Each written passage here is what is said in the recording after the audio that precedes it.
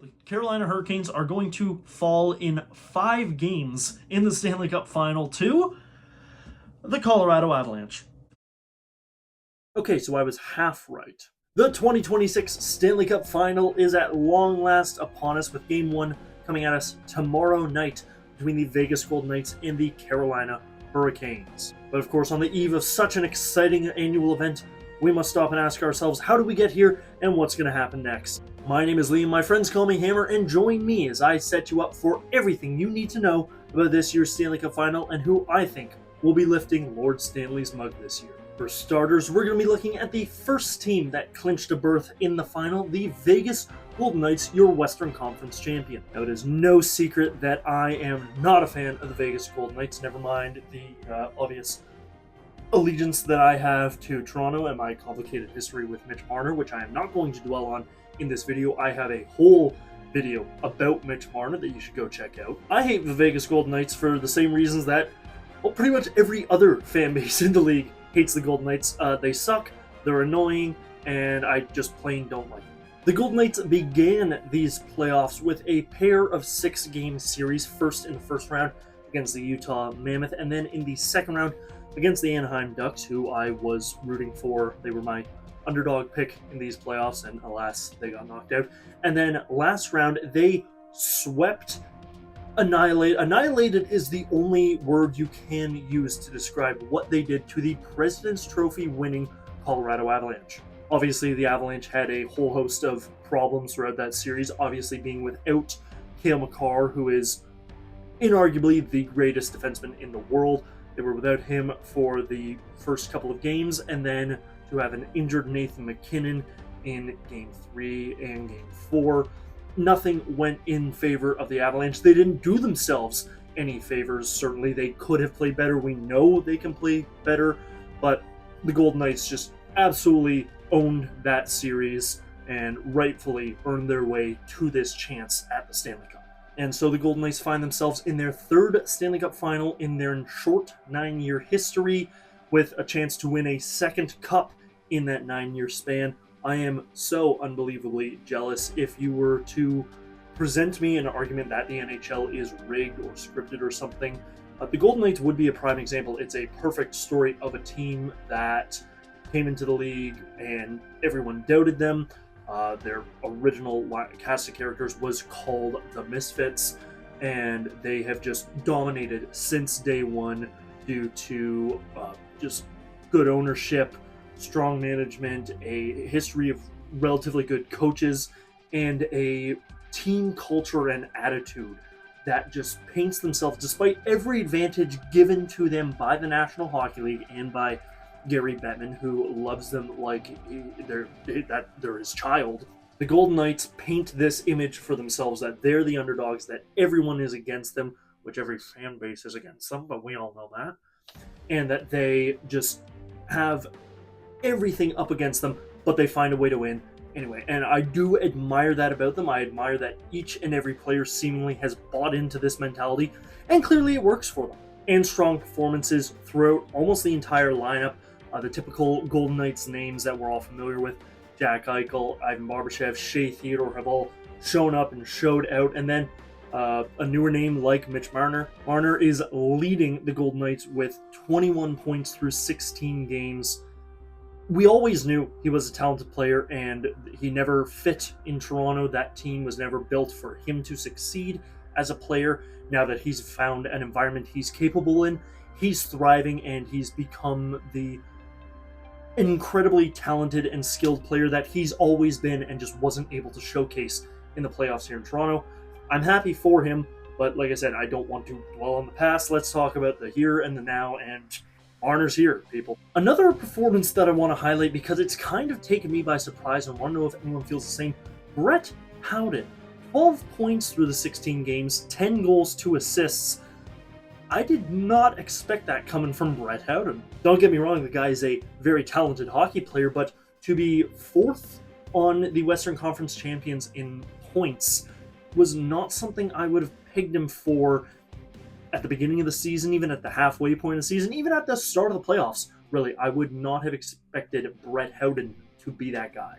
And of course, I'm going to talk about this very briefly because it's another thing that I don't want to dwell too much on.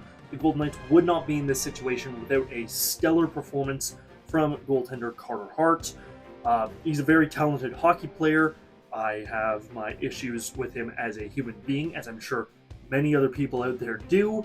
I do not think he should be playing in these playoffs or in the National Hockey League for very obvious reasons, but it cannot be ignored that he has helped them here in a tremendous way, playing in all 16 playoff games so far. Like I said, tremendous player, good for him. They don't get here without him. He shouldn't be playing. Someone I'm a little surprised with how quiet he's been in these playoffs is William Karlsson, who was a juggernaut for the Golden Knights the last time that they won the Stanley Cup. I know he was injured for a better part of this season, even missed the first round against the Utah Mammoth. He's only played 10 games so far in these playoffs, 5 points to his name. Not bad at all, but I almost expected a little more out of him, a little more jump when he rejoined the team for Game 1 against the Ducks. Maybe we'll see that side of him come out in these finals. Maybe the bright lights will, wake up the William Karlsson that we all know and hate, but I just really haven't seen what I've expected out of him so far. But of course, we cannot talk about the Stanley Cup Finals matchup without talking about the other half of this matchup, your Eastern Conference champions, the Carolina Hurricanes. Much like the Vegas Golden Knights, this is the third Stanley Cup Finals appearance for the Carolina Hurricanes. The difference is where the Golden Knights have only been around for 9 years, the Hurricanes have been around for 29 years, if we don't count their time in Hartford as the Whalers. Yes, the Hurricanes are making their first appearance in the Stanley Cup Final since 2006, where they defeated the Edmonton Oilers to win their first and only Stanley Cup so far in their franchise history. They have made their way here to the Stanley Cup with just one loss to their name through 13 games, sweeping the Ottawa Senators in the first round, sweeping the Philadelphia Flyers in the second round, and then a 4-1 series win with the Montreal Canadiens in the Eastern Conference Final. As a Leafs fan, I can tell you that it was very cathartic and very funny to me watching the Habs lose in such spectacular fashion, especially after their explosive performance in Game 1, but that's a story for another time. The Hurricanes have seen incredible performances from almost everybody throughout their lineup in these playoffs. In fact, only one player for the Hurricanes in these playoffs is without a point, Nick Delorier, and that's because he's only played one game so far. Taylor Hall, of course, is currently leading the Hurricanes in team points, 16 points through the 13 games played. He's been looking phenomenal out there, which is weird to say because watching the Hurricanes games throughout these playoffs, I don't hear his name too often. Obviously, you hear his name when he gets an assist or a goal, but throughout the plays, I never really register his name said by the commentators that often. Names like Seth Jarvis, Andrei Svechnikov, Keandre Miller, Logan Stankoven, those are names that really pop in my mind when I think about, oh yeah, they've made an impact for the Canes in these playoffs. Taylor Hall, not so much, but he leads the team in points, so apparently something's working for him. Another name that I haven't seen too many people talk about, but he is second on the team in points, Jackson Blake. 15 points through the 13 games. Great performance out of him, and I'm very excited to see what he brings to his first Stanley Cup Final. Just like with the Golden Knights, the Hurricanes would not be here without the stellar performance of their goaltender, that of course being Freddie Anderson. He's suited up through all 13 games. Leafs legend. I love Freddie with my whole heart. Absolutely miss him. I love that he's getting this opportunity with the Hurricanes. It's been a long time coming for him, and it's really exciting to see how well he's been playing on this run. And if I'm honest, if I've got any bias throughout this thing, it's a bias for him. I want to see Frederik Andersen. Another thing to note with Freddie, 3 shutouts through those 13 games, a very impressive feat in the modern Stanley Cup playoffs. I know 3 out of 13 doesn't seem like that much. The fraction doesn't seem wow, but think about how difficult a shutout is even in just the regular season. This guy's done it 3 times in the Stanley Cup playoffs. That's very impressive. So that's how we arrived to this point. There are some of the names on both teams to look out for, but the important question, what happens next? Before I get into who I think is going to win, what I think is going to happen, I want to make one thing very, very clear. This series is going at least 6 games, probably even 7. These are two very difficult teams to play against, two strong teams, two teams that will run up the score on you if you let them, two teams with very strong goaltenders, as I've already mentioned. This is probably going to be a series of a goalie duel. It's going to come down to the performances of Carter Hart and Frederik Andersen and who can steal games for their team.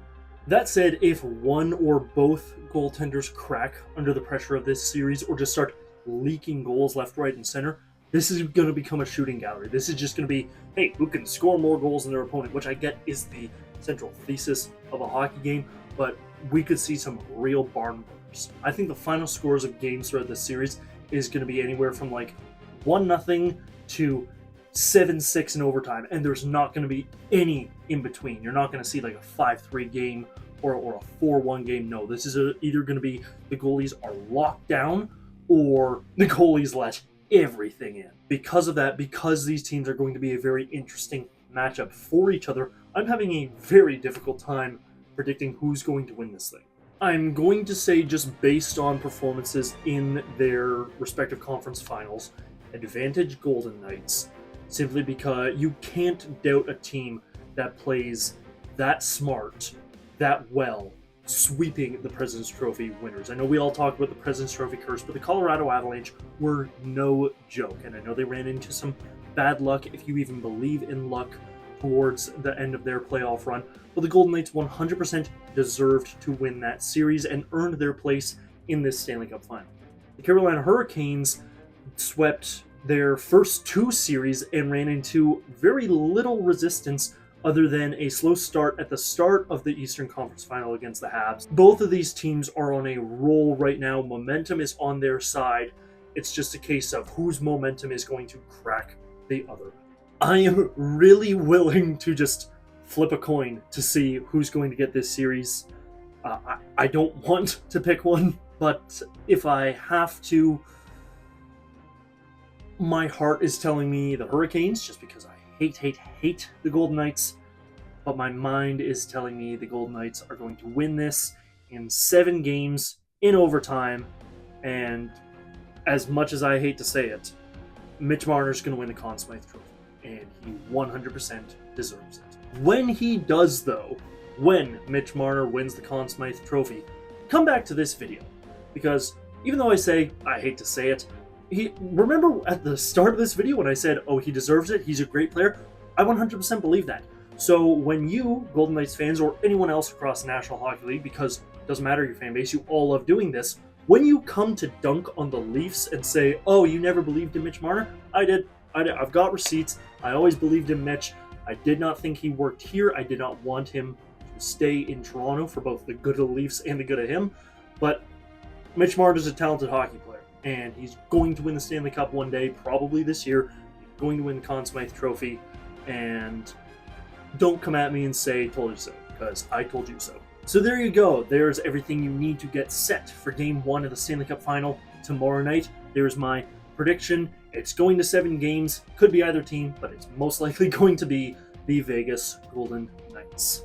Who cares what I have to say, though? I want to know what you have to say. Let me know down in the comments your prediction for who this year's Stanley Cup champion is going to be. How many games do you think this series is going to go?